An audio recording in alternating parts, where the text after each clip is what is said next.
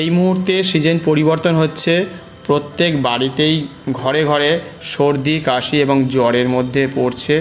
তার জন্য বিশেষ করে ঘরোয়া পদ্ধতি সবথেকে ভালো। বাইরে থেকে অনেকেই অনেক ধরনের ওষুধ কিনে খাচ্ছে, তাতে কিন্তু অনেক ধরনের পরবর্তীকালে খারাপ হতে পারে শরীরের মধ্যে। সেই জন্য ঘরোয়া পদ্ধতিতে যারা ব্যবহার করতে চান তাদের জন্য বিশেষ করে যখনই কাশি হচ্ছে, বিশেষ করে কাশি হওয়ার সাথে সাথে যদি আপনি সঙ্গে সঙ্গে বুঝতে পারেন এটা আপনার সত্যি কাশি হচ্ছে, তখন সঙ্গে সঙ্গে আপনাকে উষ্ণ গরম জল করে 3 থেকে 4 বার যদি পরপর যদি গার্গেল করেন, নুন ছাড়া দিনে 2 থেকে 3 বার 4 বার করতে পারেন এবং পরপর করলে বেশি কাজ দেয়। আর তার সাথে সাথে সকালে এবং রাত্রে বিশেষ করে গরম উষ্ণ জল খেতে হবে, যেহেতু পরিবর্তন হচ্ছে সিজন, সেই জন্য উষ্ণ গরম জলটা অবশ্যই খেতে হবে প্রত্যেকেই, ছোট থেকে বড় প্রত্যেকের ক্ষেত্রে, নয়তো কিন্তু কাশি বা সর্দি কাশিটা আবার ধরতে থাকে তার সাথে সাথে। আর যারা অনুলোম বিলোম করেন তারা তো বিশেষ করে যদিও করেন 15-20 মিনিট করলেই সর্দিও সেরে যায় তার সাথে সাথে।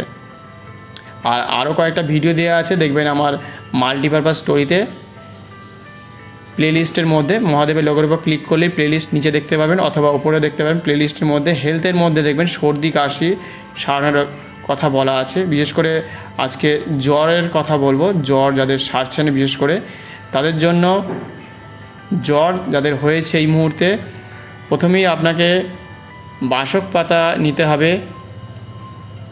15টা মতো, তুলসী পাতা নিতে হবে 15টা মতো। বিশেষ করে রাম তুলসী নিলে বেশি ভালো হয়, রাম তুলসী না থাকলে তাও চলবে, যে কোনো তুলসী পাতা হলেও চলবে, সেটাও 15টা নেবেন। তার সাথে সাথে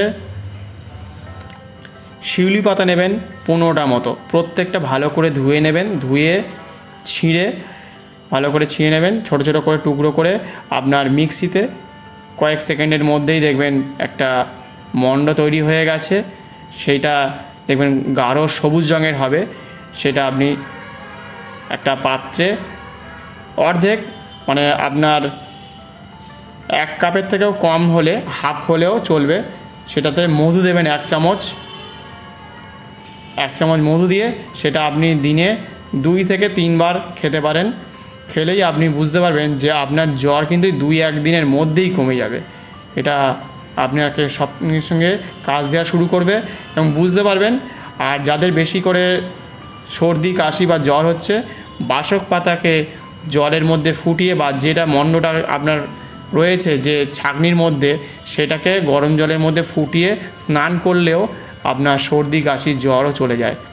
জলের সঙ্গে ওটা ছেঁকে দিয়ে দেবেন যখন আপনি স্নান করছেন। বিশেষ করে স্নান করার জলটা উষ্ণ হওয়া উচিত, কারণ এই সময় অনেকে ঠান্ডা জলে স্নান করছে। সেই কারণের জন্য আপনি যে জলটা স্নানে করছেন সেই জলটা উষ্ণ হলো, বাসক পাতা বা যে মণ্ডটি আপনার ছাঁকনিতে রয়েছে সেটাকে গরম করে ফুটিয়ে তার সাথে মিশিয়ে আপনি স্নান করবেন, বা ছোট বা বড় প্রত্যেকেই স্নান করতে পারে।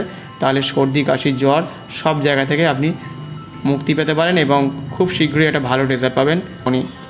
আর যাদের মুখে অরুচি হচ্ছে, বিশেষ করে খেতে ইচ্ছে করছে না, জ্বর হয়েছে, আমরুল পাতা, ছোটো ছোটো পাতা অবশ্যই চেনেন, দেয়া আছে দেখবেন আমার চ্যানেলে, ওই হেলথের মধ্যেই দেয়া আছে।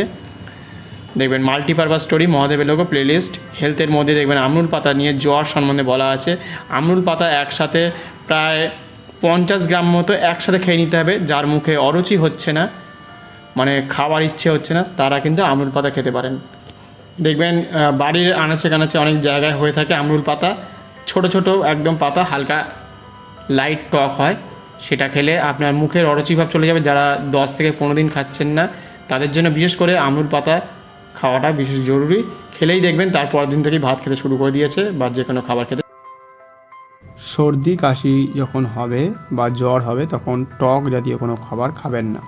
বিশেষ অসুবিধে হলে অবশ্যই ডাক্তারের পরামর্শ নেওয়া উচিত। ধন্যবাদ, নমস্কার।